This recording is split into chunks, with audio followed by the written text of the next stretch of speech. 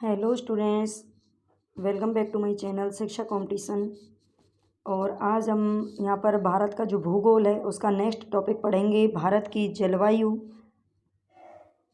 जलवायु जो सभी परीक्षाओं के लिए क्या होती है, इम्पोर्टेंट होती है। तो देखें यहाँ पर भारत की जलवायु के बारे में सबसे पहले तो हमें ये जानना होगा कि जलवायु क्या होती है। जलवायु कहते किसे हैं? तो किसी क्षेत्र में लंबे समय तक जो मौसम की स्थिति होती है, काफ़ी लंबे समय तक, ऐसा नहीं है कि बस 10-15 दिन के लिए, बल्कि एक लंबे समय के लिए जो मौसम की स्थिति होती है उसे जलवायु कहा जाता है।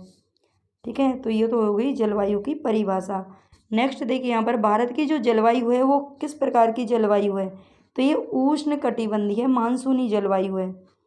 ये भी आप ध्यान रखेंगे कि जो भारत की जलवायु है वो कैसी जलवायु है, ये बहुत पूछी जाती है। तो ये उष्ण कटिबंधीय मानसूनी जलवायु है। नेक्स्ट देखें यहाँ पर भारत में जो मौसम संबंधी सेवा है। अब आपको पता है कि जैसे पहले ही बता दिया जाता है कि इस टाइम आंधी आने वाली है, तूफान आने वाला है, या बारिश होने वाली है, ओले पड़ने वाले हैं। तो मौसम संबंधी जो जानकारी है वो हमें कैसे मिल जाती है और इसकी सेवा कब प्रारंभ की गई थी। तो ये आप ध्यान रखेंगे 1875 में इसे शुरू किया गया था। मौसम संबंधी हाल जानने के लिए कब से इसकी शुरुआत की गई थी? 1875 से की गई। और तब इसका जो मुख्यालय था, इसका हेडक्वार्टर कहाँ पर था? तो ये था शिमला के अंदर। ठीक है, कहाँ पर था? शिमला के अंदर था। हिमाचल प्रदेश की राजधानी है शिमला। और लेकिन अब इसका जो मुख्यालय वो कहाँ पर आ गया है? तो पुणे में आ गया है।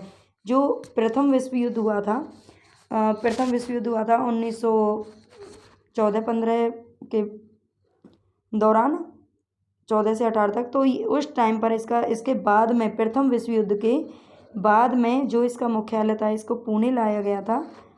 और अब वहीं से ही जो भी मौसम का हाल है वो बताया जाता है।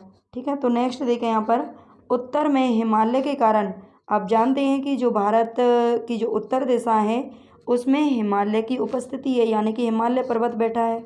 तो हिमालय पर्वत के कारण ही जो मध्य एशिया से आने वाली जो ठंडी ठंडी हवाएं होती हैं वो भारत में प्रवेश नहीं कर पाती, है ना।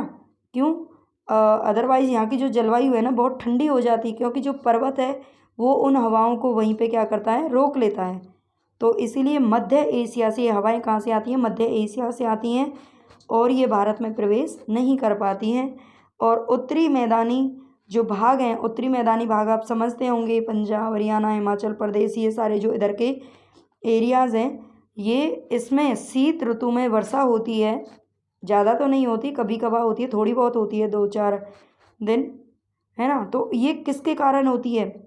ये काफ़ी बार क्वेश्चन पूछा गया है कंपटीशन एग्जाम में। तो ये पश्चिमी विक्षोभ या जेट स्ट्रीम के द्वारा होती है। ये आप याद रखेंगे कि उत्तरी मैदानी भागों में जो शीत ऋतु की वर्षा होती है, यानी कि सर्दियों में जो एक मावट सी आती है, उसको राजस्थान में मावट भी बोला जाता है। तो उसे ये किसके द्वारा होती है? पश्चिमी विक्षोभ या जेट स्ट्रीम के द्वारा होती है।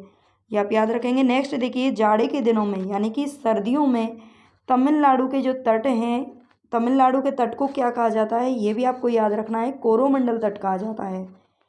मैंने अपनी लास्ट वीडियो में जो भारत का भूगोल पढ़ा, अभी चल रहा है, भारत का भौगोलिक स्वरूप पढ़ाया था, वो वीडियो अगर आपने नहीं देखी तो आप उनमें देख सकते हैं कि अच्छे से जो ये तट हैं इनको क्या क्या कहा जाता है, और बहुत सारी जानकारी वहाँ पर मैंने दे रखी है।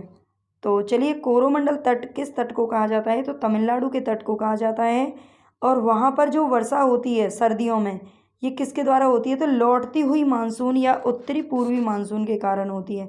यानी कि उत्तरी मैदान से जब लौट कर जाती है मानसून, है ना, समुद्र की तरफ लौट कर के जाती है, तो कहाँ पर वर्षा करती है? ये कोरोमंडल तट पर करती है, तमिलनाडु के तट पर। तमिलनाडु आप जानते हैं हमारा सबसे दक्षिणी राज्य है तमिलनाडु। तो नेक्स्ट देखेंगे आप यहाँ पर गर्मियों में असम एवं पश्चिम बंगाल में तीव्र मतलब तेज आर्द्र हवाएं चलती हैं, नमी वाली हवाएं चलती हैं। तो और जिनसे गरज के साथ में क्या होती है? बारिश भी होती है ना। गर्मियों में चलती हैं, ध्यान रखना। गर्मियों में असम एवं पश्चिम बंगाल की तरफ तेज नमी वाली हवाएं चलती हैं, जिनसे गरज के साथ क्या होती है? बारिश भी होती है। इन हवाओं को अलग अलग स्थान पर अलग अलग नाम दिया गया है। तो ये नाम भी कई बार क्या होते हैं, एग्ज़ाम में पूछ लिए जाते हैं। तो इन हवाओं को पूर्वी भारत में क्या कहते हैं, नॉर्वेस्टर कहते हैं। पूर्वी भारत आप समझते होंगे, जो हमारा पूर्व का भाग है भारत का, यानी कि अरुणाचल प्रदेश, असम, मेघालय, मणिपुर, त्रिपुरा, ये जो हमारे पूर्वी राज्य हैं, इनमें इसको क्या कहा जाता है, नॉर्वेस्टर कहा जाता है। बंगाल में इसको काल बैसाखी के नाम से जाना जाता है, काल बैसाखी, बैसाखी नहीं, काल बैसाखी, है ना। और कर्नाटक में इसे चेरी ब्लॉसम भी कहा जाता है। और इसे कर्नाटक में तो एक और नाम भी दिया गया है, कॉफ़ी वर्षा, क्योंकि ये जो कॉफ़ी की फसल होती है उसके लिए बहुत ही इम्पोर्टेंट मानी जाती है ना। तो कर्नाटक में इसे चेरी ब्लॉसम या कॉफ़ी वर्षा, यहाँ पर मैं लिख देती हूँ, आप अगर नोट्स बना रहे हैं तो उसमें भी आप मेंशन कीजिए, अदरवाइज़ आप याद रख लीजिए, कॉफ़ी वर्षा भी कहा जाता है। और हाँ, इसे एक उत्तर जो मैदान है उसमें इसे एक और नाम दिया गया है, आम की फसल के लिए भी बहुत इम्पोर्टेंट होती है, तो इसीलिए इसे आम्र वर्षा भी कहा जाता है। क्या कहा जाता है इसे, आम्र वर्षा, आम्र वर्षा का भी, यानी कि मैंगो सावर, है ना, आपने नाम शायद सुना होगा, मैंगो सावर का भी नाम इसको दिया गया है। तो चलिए नेक्स्ट हम देखते हैं मेघालय में स्थित, ये तो आप जानते ही होंगे कि विश्व की सर्वाधिक वर्षा कहाँ पर होती है, तो ये होती है मेघालय के मासिनराम में, है ना। मेघालय का एक स्थान है मासिनराम, वहाँ पर विश्व की सबसे अधिक वर्षा होती है। अब इसका कारण क्या है ना, ये तो हम सब जानते हैं, लेकिन कारण नहीं पता हमें।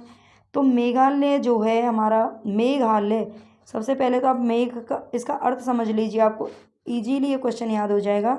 मेघालय का अर्थ होता है मेघ प्लस आलय, यानी कि बादलों का घर। इसे क्या कहा जाता है, बादलों का घर। वहाँ पे क्या होता है कि 2-3 पहाड़ियाँ हैं, गारो, खासी और जैंतिया, और इन पहाड़ियों की वजह से ना वहाँ पर जो बादल हैं वो हमेशा क्या होते हैं, घिरे रहते हैं, है ना। पूरे साल भर के दौरान वहाँ पर जो बादल हैं वो घिरे रहते हैं इन पहाड़ियों के कारण। तो इसीलिए, और जो बंगाल की खाड़ी है, बंगाल की खाड़ी से जो आने वाली हवाएं हैं, उन हवाओं को ये क्या करती हैं, रोक लेती हैं और वहीं पर वर्षा कराती हैं। तो इन पहाड़ियों की वजह से वहाँ पर ज़्यादा बरसात होती है। तो ये आप ध्यान रखेंगे, विश्व की सर्वाधिक वर्षा मासिनराम में किसके कारण होती है, तो यहाँ पर जो गारो, खासी और जैंतिया हैं, ये तीनों की तीनों पहाड़ियाँ मेघालय में ही स्थित हैं, और बंगाल की खाड़ी से आने वाली हवाओं को ये रोक लेती हैं और वर्षा करा देती हैं। तो इसीलिए सबसे अधिक वर्षा यहाँ पर होती है। और नेक्स्ट देखिए, यहाँ पर वर्षा ऋतु में, वर्षा ऋतु में उत्तर पश्चिमी भारत तथा पाकिस्तान में उष्ण दाब का क्षेत्र बन जाता है। अब पाकिस्तान कभी ना कभी तो इंडिया का हिस्सा था, है ना। तो सीधी सी बात है, जो पाकिस्तान का हिस्सा है उसमें भी, और उत्तर पश्चिमी जो हमारा भारत है ना, उत्तर पश्चिम से ही तो पाकिस्तान सीमा बनाता है अपनी। तो उत्तर पश्चिमी भारत तथा पाकिस्तान में उष्ण दाब का क्षेत्र बन जाता है, जिसे क्या कहते हैं, मानसून गर्त कहते हैं, है ना। ये भी आपको याद रखना है। और उत्तर पश्चिमी भारत के शुष्क भागों में ग्रीष्म ऋतु में, यानी कि गर्मियों के टाइम में आप अगर बाहर निकलेंगे तो बड़ी गरम गरम क्या लगती है, हवा लगती है। और उस गरम गरम हवा को क्या कहते हैं, लू कहते हैं। क्या कहते हैं, लू। ये आप ध्यान रखेंगे, ये लास्ट टाइम भी शायद रीट के एग्ज़ाम में आया था। ऐसा नहीं है कि जो सिंपल क्वेश्चन है वो अब नहीं आते पेपर में, बार बार पूछ लिए जाते हैं पेपर में। तो आपको सिंपल भी और टफ भी, मॉडरेट भी, सारे टाइप के क्वेश्चन याद होने चाहिए, है ना, अगर कोई भी परीक्षा आपको निकालनी है तो चलिए, यहाँ पर हमने ये भारत की जलवायु से कुछ इम्पोर्टेंट फैक्ट्स लिए हैं। आई होप आप सभी के लिए ये यूज़फुल रहेंगे। तो चलिए, थोड़ा सा क्या है कि वीडियो के लिए मेहनत जो की है उसके लिए थोड़ा सा आप भी क्या कर सकते हैं, एक दक्षिणा के रूप में, मतलब सब्सक्राइब कर सकते हैं चैनल को। तो प्लीज़ चैनल को सब्सक्राइब ज़रूर करें, लाइक करें, कमेंट करें कि आपके लिए लाभदायक है या नहीं है, आपके लिए हेल्पफुल हो रही है नहीं हो रही है, आप किसकी तैयारी कर रहे हैं, या आप चाहते हैं कि किसी और टॉपिक को हम इसमें इंक्लूड करें, तो वो भी आप बताएं। धन्यवाद।